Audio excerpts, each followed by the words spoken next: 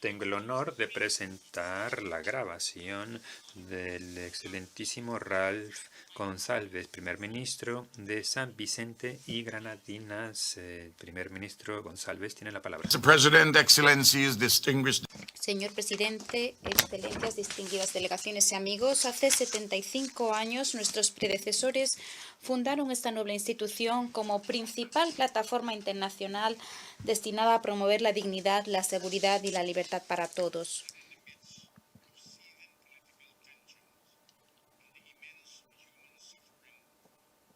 Creadas en medio de profundas tensiones políticas y del inmenso sufrimiento humano causado por las guerras mundiales precedentes, nuestras Naciones Unidas han servido de intento más creíble de la humanidad por garantizar un futuro próspero y pacífico para todos los pueblos y naciones. Sin embargo, ahora que volvemos a reunirnos con el telón de fondo de la pandemia causada por la COVID-19,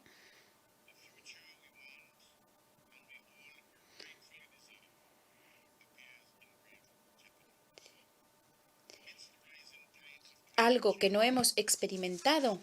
en más de un siglo, el futuro que queremos y que todos legítimamente merecemos parece en grave peligro. Entre las mareas crecientes del cambio climático, el flagelo de la desertización y la degradación de los suelos, en particular en el Sahel, los desafíos a la diversidad biológica, las desigualdades sociales, políticas y económicas de la economía mundial y la desigualdad y las contradicciones de un sistema multilateral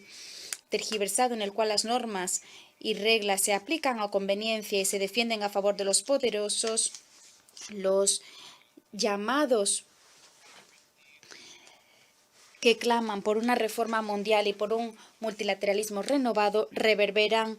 aún con mayor intensidad. En efecto, nos encontramos ante una importante encrucijada, unas Naciones Unidas que funcionen debidamente, que sean aptas para el fin de salvaguardar los principios torales de la igualdad soberana, la integridad territorial y la independencia política de todos los Estados, al tiempo que se abordan las cuestiones decisivas de nuestra era, es algo que se requiere con urgencia. Señor presidente, la COVID-19 ha dejado a relucir el hecho indiscutible de que una actuación multilateral coordinada para lograr los objetivos de desarrollo sostenibles es el camino más seguro hacia la paz y la seguridad mundiales. En nuestro mundo cada vez más globalizado e interconectado, nos protegemos cuando protegemos a nuestros prójimos. En efecto, la paz y la seguridad son los ideales de una identidad colectiva fraguada a través de relaciones estables. Los urgentes desafíos de nuestra era no se pueden solucionar levantando muros, ni tampoco se pueden abordar efectivamente retirándose a un rincón de aislacionismo nacionalista. Debemos construir puentes y debemos estar codo con nuestros hermanos y hermanas del mundo entero, tratando de levantarnos unos a otros de las cenizas dejadas por la COVID-19. En este sentido, San Vicente y las Granadinas rinden homenaje a todos los trabajadores de primera línea y a todos los socorristas, a nuestros héroes sin capa, cuyas contribuciones altruistas y cuyos sacrificios nos han mantenido a muchos de nosotros a salvo a lo largo de esta pandemia. También deseamos expresar nuestro pésame a las múltiples familias que han sufrido como consecuencia de este trance. Estamos con ustedes ahora que honran la memoria de sus seres queridos. Debemos mantener la fe y más aún. Señor presidente, la verdad evidente es que la COVID-19 ha causado condiciones de vida profundamente alteradas, al tiempo que ha mutado la producción y la vida misma. Ninguno de estos desafíos colosales que ha surgido de este cambio se pueden resolver aumentando con un incrementalismo o un pragmatismo minimalista que meramente ajusta de manera leve la economía política preexistente. Sin duda alguna, el ingenio y la ciencia producirán una vacuna en los próximos meses o dentro de un año, y la tasa de infecciones de la COVID, la tasa de hospitalizaciones y de muertes se reducirán a nivel mundial. Pero persisten interrogantes que nos acechan. ¿La vacuna acaso estará disponible a un precio módico y de manera universal a todos los pueblos del mundo? ¿O su distribución quedará sesgada dentro de algunos países? Y probablemente entonces surja un clamor ensordecedor que diga, ¿acaso solo importan las vidas de los ricos? Las buenas intenciones de nuestras Naciones Unidas y de sus organismos especializados, tales como la Organización Mundial de la Salud, puede que se desvanezcan ante la desigualdad de un resultado sesgado, pero su impacto probablemente sea solo ínfimo, a menos que haya un pacto mundial basado en normas internacionales y que se haga cumplir entre todos los países y las principales empresas farmacéuticas a fin de que los frutos de la ciencia y del ingenio humano se repartan de manera universal y asequible. No puede ser el resultado habitual del beneficio corporativo que prime por encima de las vidas, de los medios de vida de la población, por encima de la solidaridad social y de la seguridad. Aun cuando en este caso de la COVID-19 la comunidad internacional se eleve esté a la altura del desafío y confirme que la fe y las buenas intenciones sin hechos son una mera ilusión, ¿acaso será solo esto una respuesta puntual que dejará vigente el orden global preexistente hasta que surja la próxima pandemia inevitable? Este peligroso ciclo irracional ha de reconfigurarse con un consenso mundial, no solo de reconstruirnos mejor, sino de reconstruirnos de manera óptima y perdurable por el bien de toda la humanidad. Básicamente, señor presidente, el antiguo orden está pasando ante nuestros propios ojos como consecuencia de la pandemia de la COVID-19, pero todavía no ha surgido un nuevo orden, porque efectivamente no está vigente todavía ni tan siquiera una transición hacia unas condiciones mejores, óptimas y perdurables. Todavía estamos peleándonos por cuestiones sin importancia. Estamos insistiendo en demasiadas cuestiones secundarias y estamos alejando la mirada de los hechos más importantes desde el punto de vista metafórico.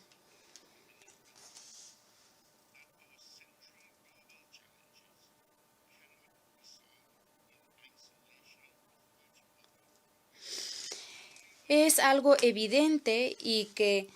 repetidamente pasan por alto nuestras naciones poderosas y nuestras clases dominantes en los países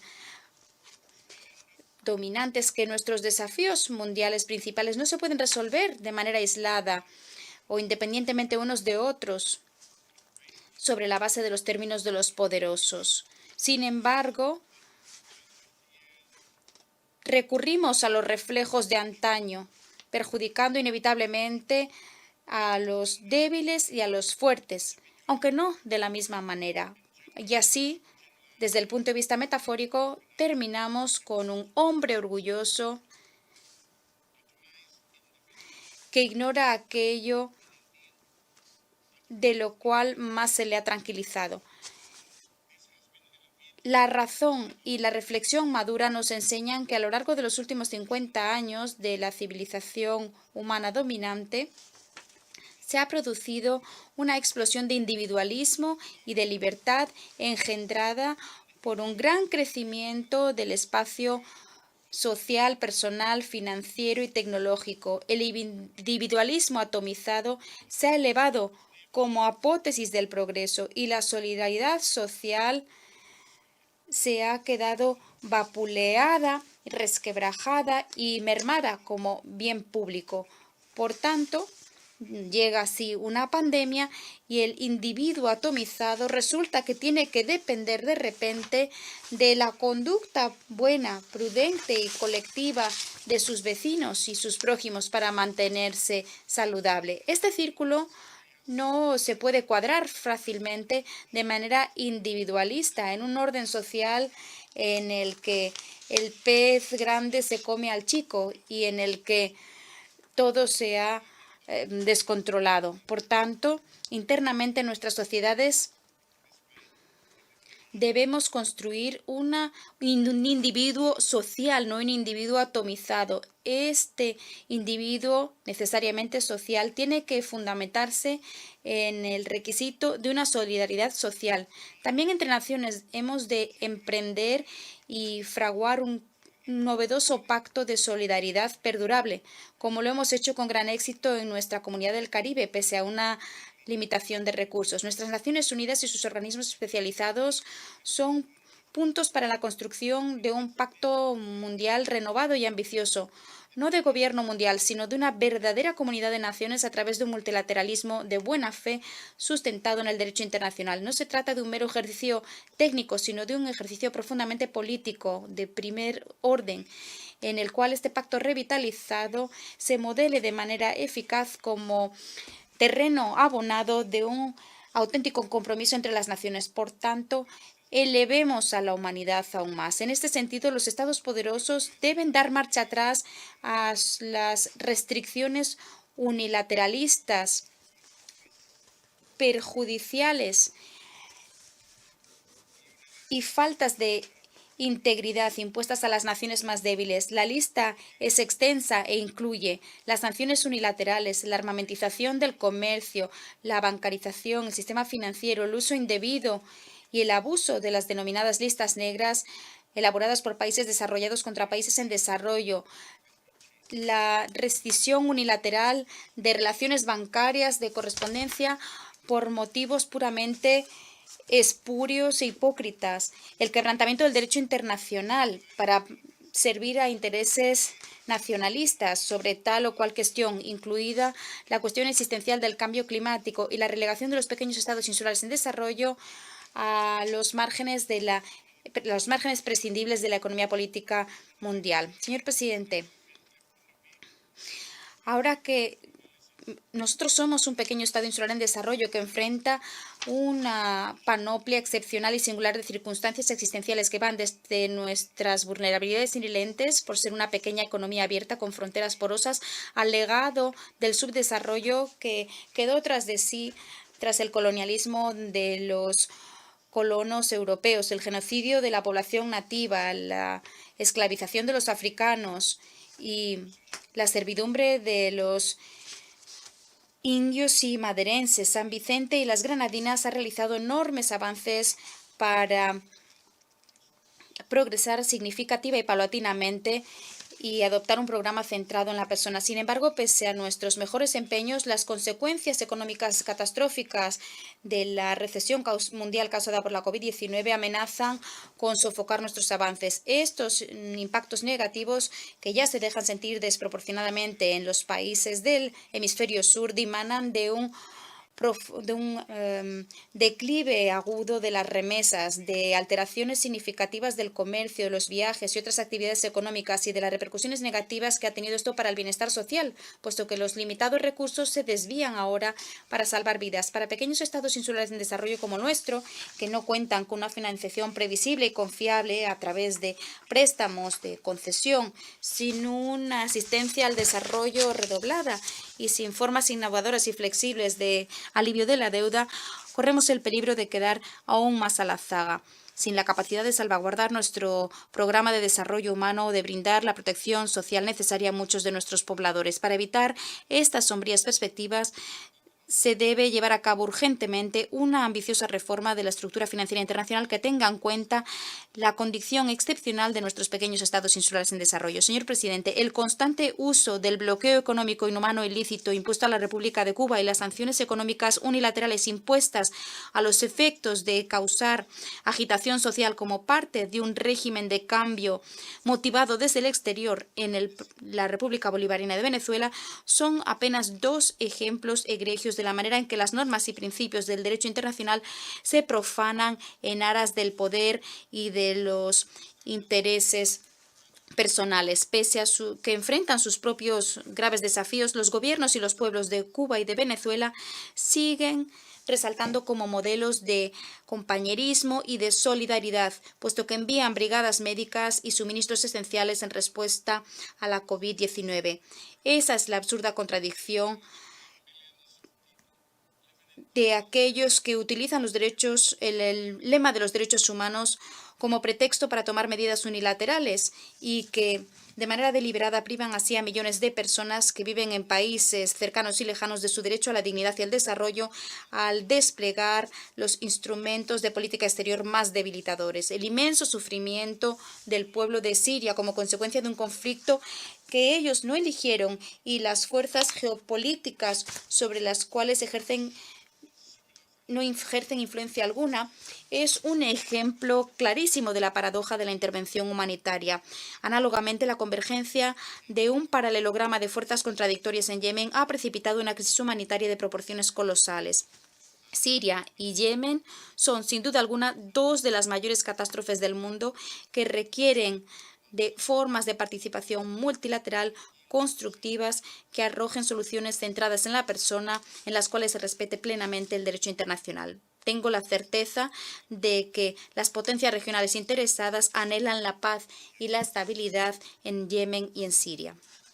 Señor presidente, San Vicente y las Granadinas reafirma su solidaridad con el pueblo palestino, cuya existencia cotidiana sigue caracterizándose por la amenaza persistente de la anexión ilícita. Honrar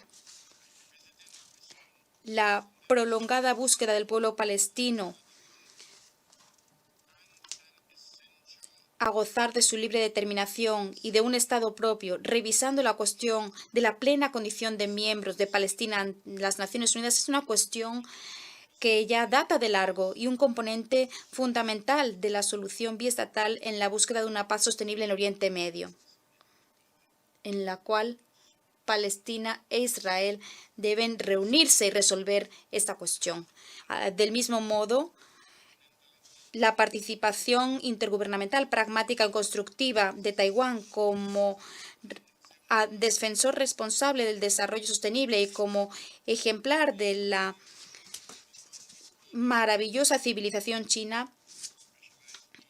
valida los argumentos en pro de la significativa participación de Taiwán en los organismos y órganos especializados de las Naciones Unidas. Señor presidente, los complejos desafíos del siglo XXI no se resolverán con medios militares o con una búsqueda de la hegemonía. Si bien quienes venden armas tradicionalmente han estado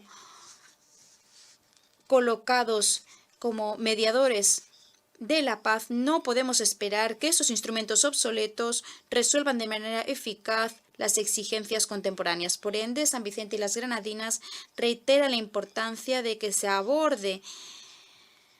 con seriedad la cuestión de la reforma del Consejo de Seguridad y, entre otras cosas, se debería ampliar la categoría de miembros permanentes para que se incluya a nuestros hermanos y hermanas del continente africano, y se deberían incorporar las perspectivas matizadas de los pequeños estados insulares como rasgo constante en rotación, y se deberían modernizar los métodos de trabajo de este augusto, aunque históricamente resquebrajado órgano, a fin de reflejar las realidades del mundo morenio. Esta cuestión sigue granjeándose la atención de San Vicente y de las Granadinas en el Consejo de Seguridad, donde mi país ha fraguado firmes alianzas con los 3 miembros no permanentes del continente de África en lo que se ha dado a conocer como los A3+1. Señor presidente, entre los clamores en pro de la justicia social y racial a nivel mundial, San Vicente y las Granadinas afirma de nuevo que las vidas negras importan. Durante este decenio internacional para los pueblos afrodescendientes, los argumentos en favor de una justicia reparadora siguen siendo muy firmes. Los legados de subdesarrollo surgidos del genocidio de nuestros pueblos indígenas Kalinago y Garifuna y la esclavización de los africanos motivan nuestra exigencia justa y legítima a recibir una compensación adecuada fundamentada en los hechos históricos, en la realidad contemporánea y en el derecho internacional, desde las naciones europeas hasta sus estados-nación sucesores en Norteamérica. La campaña internacional en pro de una justicia reparadora, promovida ampliamente por los gobiernos de toda la Comunidad del Caribe y por activistas sociales de los países industrializados, debe formar parte de todo empeño serio por alcanzar los objetivos de desarrollo sostenibles. Señor presidente, ya para terminar, quisiera reiterar que los desafíos complejos y coincidentes que hoy enfrenta nuestro mundo solo se pueden resolver a través de soluciones multilaterales abarcadoras y de estrategias exhaustivas en materia de desarrollo. Cierto es que en cualquier lucha colectiva por la paz o la prosperidad no hay victorias fáciles. Sin embargo, es en nuestros momentos más pesarosos, cuando estas luchas parecen insuperables, cuando hemos de trabajar juntos, unidos y en solidaridad, no pese a que tenemos perspectivas e intereses diferentes, sino precisamente porque tenemos perspectivas e intereses diferentes, los cuales exigen que nosotros, los pueblos, trabajemos juntos. Ahora que iniciamos un nuevo decenio de andadura colectiva, creemos un mundo más justo y equitativo en el cual todos los pueblos y naciones participen de manera significativa